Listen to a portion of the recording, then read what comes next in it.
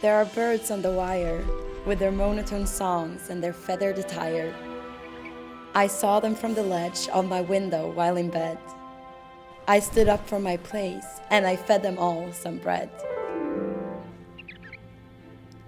Today they came back, and I gave them all a snack. I wanted them to stay. I thought with bread they may. But as soon as they were fed, they basically all fled. Ever since I started, on the window they are spotted. They stand on the wire and the window adorn. It's been so long, the wire has worn. Crazy bird lady is what they call me in town. I can hear them chit-chatting 2 stories down. But I love the birds, and I'm not stopping now, 'cause I'm not lonely when they are around.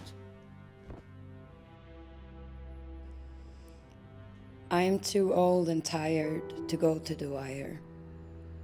I don't have the energy that I require. The birds came for bread as they did at that hour.